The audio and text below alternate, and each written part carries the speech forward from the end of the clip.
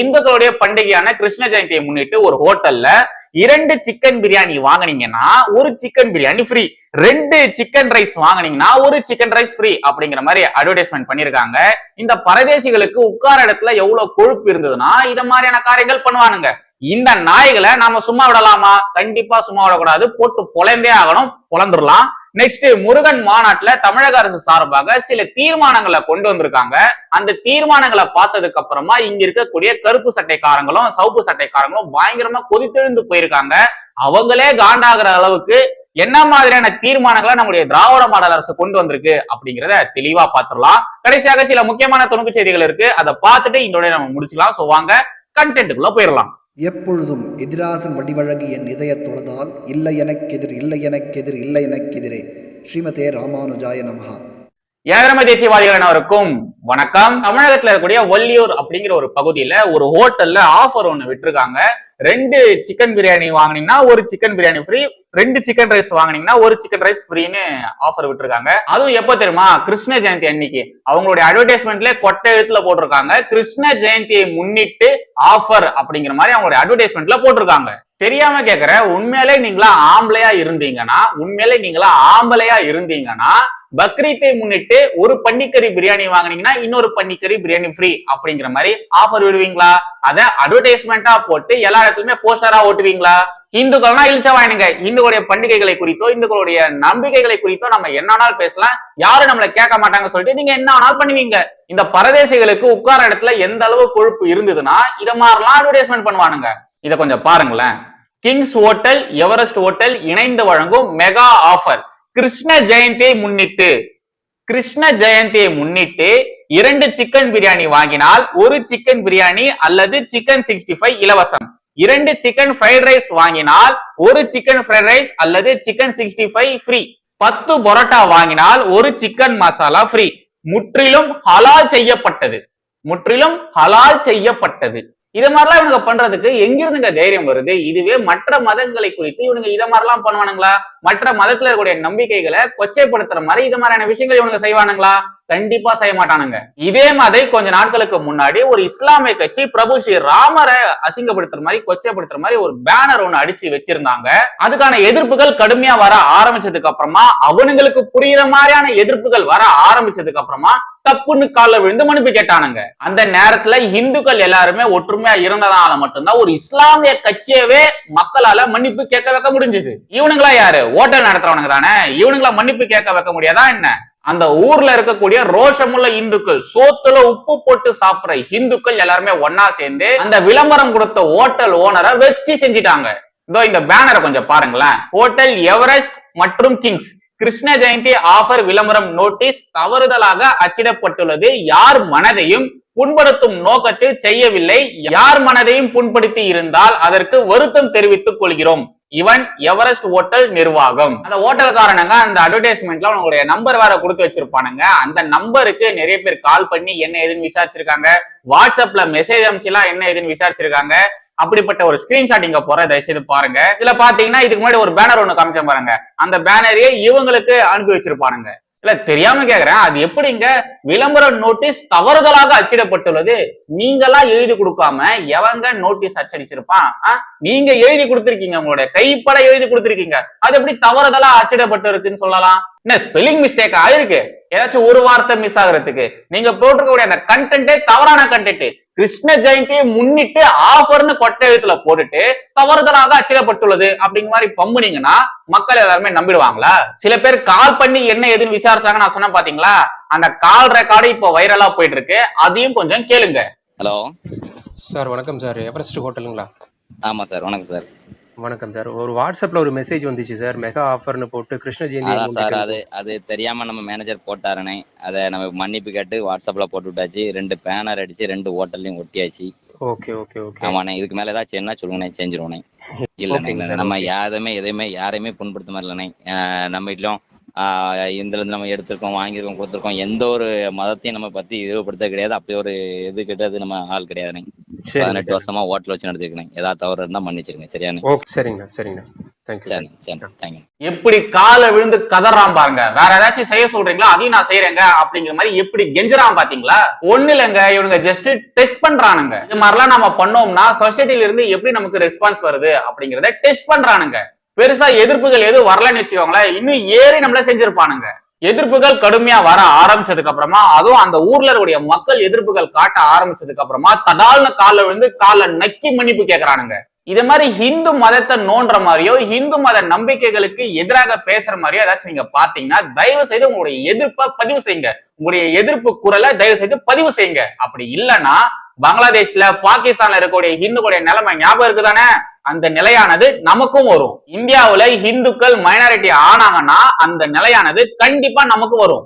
So தயவு செய்து நீங்க இத மாதிரியான விஷயங்கள் பாத்தீங்கன்னா உங்களுடைய எதிர்ப்பை தயவு செய்து பதிவு செய்யுங்க. நாம எல்லாருமே ஒன்னா இருந்தா மட்டும்தான் இது மாதிரியான தீய சக்திகள் கிட்ட இருந்து நம்முடைய சனாதன தர்மத்தை பாதுகாக்க முடியும். அப்படி இல்லைன்னு வச்சுக்கோங்களேன், போனவன் வரவெல்லாம் இத மாதிரிதான் கலாச்சிட்டு இருப்பான். இத மாதிரி நம்மள தொடர்ந்து நோண்டிட்டே தான் இருப்பான். நெக்ஸ்ட் பார்க்க போறது ரொம்ப ரொம்ப முக்கியமானது. திமுக சார்பாக முருகன் மாநாடு நடத்தியிருந்தாங்க. அங்க திராவிட மாடல் அரசு சார்பாக ஒரு சில தீர்மானங்களை கொண்டு வந்திருக்காங்க. இந்த ஸ்கிரீன்ஷாட்டை கொஞ்சம் பாருங்க. அனைத்துலக முத்தமிழ் முருகன் மாநாட்டில் நிறைவேற்றப்பட்ட தீர்மானங்கள் குறித்து என்ன நினைக்கிறீர்கள் அப்படிங்கிற மாதிரி பிபிசி தமிழ் அவன் இந்த செய்தியை போட்டிருக்கான். தமிழக இந்து சமய அறநிலையத்துறை சார்பில் நடத்தப்பட்ட முருகன் மாநாட்டு தீர்மானங்கள். விழா காலங்களில் முருகன் கோவில்களில் மாணவ மாணவர்களை கொண்டு கந்த சஷ்டி பாராயணம் செய்விப்பது. அதே எங்க விழா காலங்கள்ல முருகன் கோயில்ல மட்டும் நீங்க கந்த சஷ்டி பாராயணம் பண்றீங்க? சிவன் கோயில்கள்ல, விஷ்ணு கோயில்கள்ல அங்க இருக்கக்கூடிய அந்த விஷயங்களை குறித்து நீங்க பாராயணம் பண்ணலாம் இல்லையா? ஏன் முருகர் கோயில மட்டும் பண்றீங்க?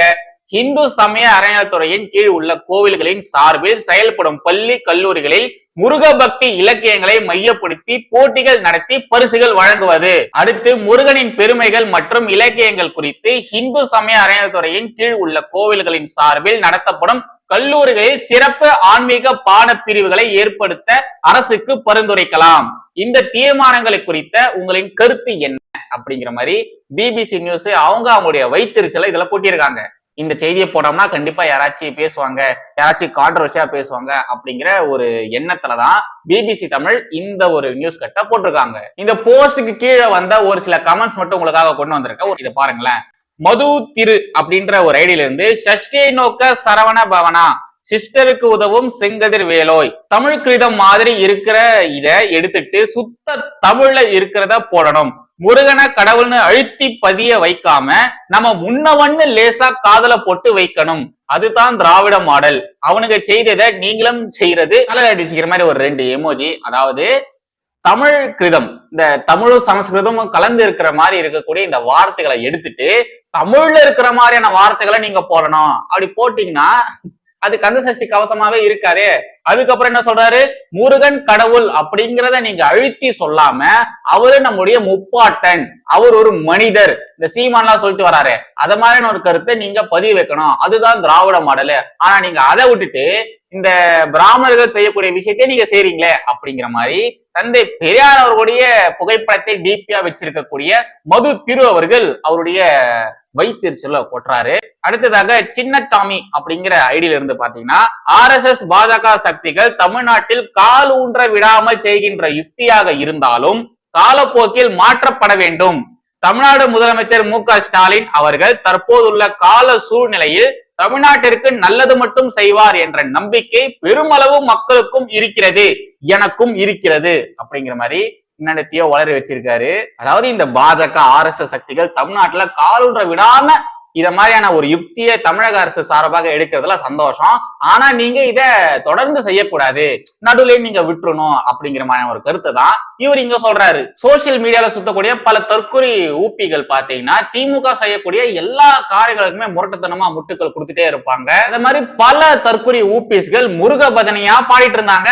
ஆனா கடவுள் மறுப்பு சித்தாந்தத்துல, இந்து மத கடவுள் மறுப்பு சித்தாந்தத்துல ஊறி போயிருக்கக்கூடிய பல தற்கொலை ஊப்பிஸ்கள் திமுகவே பயங்கரமா சாடிட்டு இருக்குதுங்க. பயங்கரமா கத்தி கதறி கூச்சல் வேற போடுதுங்க. என்ன செய்ய, அவங்களெல்லாம் பாக்குறதுக்கு பாவமா தான் இருக்கு. ஆனா திமுக அப்படிங்கிறது ஒரு அரசியல் கட்சி, அவங்க இயக்கம் கிடையாது, அவங்க ஒரு அரசியல் கட்சி, அவங்களுக்கு ஓட்டுதான் முக்கியம். சரி, கடைசியாக சில முக்கியமான துரும்பு செய்திகள் இருக்கு, அதை பார்த்துட்டு இதோட நம்ம முடிச்சுக்கலாம். ஃபர்ஸ்ட் இதை பாருங்க. சின்ன வயசுல தெரிஞ்சவங்க பழகினவங்க செத்துட்டா நைட்ல சுடுகாட்டுக்கு தனியா போய் அவன் எப்படி எரியிறான்னு பாப்பேன். மாரி செல்வராஜ். ஏன்டா நீ என்ன சைக்கோவாடா, இந்த ஸ்பைடர் படத்துல வர எஸ்.ஜே. சூர்யா மாதிரி இருக்கியாடா, சாவுல அழறவங்கள பார்த்துட்டு சிரிப்பான் பாருங்க, அத மாதிரிதான் இவன் பேசிட்டு வந்துட்டு இருக்கான். யாராச்சும் தெரிஞ்சவங்க, சொந்தக்காரங்க இவங்க யாராச்சும் இறந்துட்டாங்கன்னா அவங்கள சுடுகாட்டுல எரிக்கும் போது எவனாச்சும் போய் பாப்பானா? அதுவும் நைட்டு போயிட்டு நான் போய் பார்ப்பேன், எப்படி அவன் எரியிறான்றத பார்ப்பேன் சொல்றானா, இவன் எந்த அளவு சைக்கோவா இருப்பான். அடுத்ததாக இத பாருங்க. தலித் முதலமைச்சராக முடியாது என சொன்னது ஏன்? திருமா விளக்கம். தலித்துகள் முதல்வராக முடியாது என வேட்கையிலோ இயலாமையிலோ நான் கூறவில்லை. இன்றைக்கு சாதிய கட்டமைப்பு வலுவாக உள்ளது என்பதால் அப்படி கூறினேன். ஜாதிய கட்டமைப்பை தகர்க்கும் சூழல் இன்னும் கனியவில்லை, அதை தகர்க்க தயாராக வேண்டும் என்றே கூறினேன். தலித்துகள் முதலமைச்சராக வர முடியாது என்ற ஜாதிய கட்டமைப்பு இங்கு உள்ளது. SC/ST சேர்ந்தவர் குடியரசுத் தலைவராக முடியும், ஆனால் பிரதமராக முடியாது. ஈரோட்டில் குடி அரசு சுயமரியாதை இயக்க நூற்றாண்டு விழா மாநாட்டில் விசிக தலைவர் திருமாவளவன் பேச்சு. என்ன சார் இது? என்னது இது? நீங்க என்னதான் பேச வரீங்க? தலித்துகள் முதலமைச்சரா ஆக முடியாது, முதலமைச்சரா ஆனதில்லைன்னு சொல்றீங்க. இது முன்னாடி எத்தனை பேர் தலித்துகளா இருந்து முதலமைச்சரா ஆகியிருக்காங்க தெரியுங்களா? அப்படி இருக்கும்பொழுது ஏன் சார் நீங்க மட்டும் இன்னும் இப்படியே பேசிட்டு இருக்கீங்க? நீங்களும் முயற்சி பண்ணா முதலமைச்சர் ஆகலாம், ஆனா நீங்க அதுக்கான ஸ்டெப்ஸை எடுக்கிறதே இல்லையே. திமுக கூட கூட்டணியில இருந்தீங்கன்னா எப்படி நீங்க முதலமைச்சர் ஆவீங்க? வெறும் 2 சீட்டு 4 சீட்டுன்னு சொல்லிட்டு வாங்கிட்டு நீங்க சேஃபான ஒரு ஜோன்ல உட்கார்ந்துகிட்டு நீங்க அரசியல் பண்ணீங்கன்னா எப்படி சார் உங்களால முதலமைச்சர் ஆக முடியும்? கடைசியாக இத பாருங்க.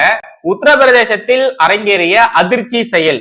உத்தரப்பிரதேசத்தின் பரேலியில் உள்ள வக்கீலோன் வாலி காலி பகுதியில் இஸ்லாமிய பெண் ஒருவர் வீடு வாங்கியதற்கு எதிர்ப்பு தெரிவிக்கும் அப்பகுதி இந்து குடும்பங்கள் இந்த வீட்டை மீண்டும் இந்து குடும்பத்திற்கே விற்க வேண்டும் என அவரவர் வீடுகளில் போஸ்டர் ஒட்டியுள்ளனர். இது என்ன பெரிய நியூஸா? ஆனா இதை பெரிய நியூஸா போட்டுக்கிட்டு பல ஊபிசிகள் பயங்கரமா கத்தி கதறி கூச்சல் போட்டுட்டு இருக்காங்க. இந்த ஜமாத்ல நடக்கக்கூடிய விஷயங்களை குறித்து இவங்க செய்திகளா போடுவாங்களா? கண்டிப்பா போடவே மாட்டாங்க. இது உத்தரப்பிரதேசத்துல நடந்திருக்கு அப்படிங்கறதுனாலதான் ஸ்பெஷலா கேர் எடுத்து இது மாதிரி இவங்க செய்திகளா போட்டிருக்காங்க. சொல்லதாங்க கண்டென்ட். மறுபடியும் அடுத்த ஒரு சந்திரன். ஜெய்ஹிந்த், வந்தே மாதரம்.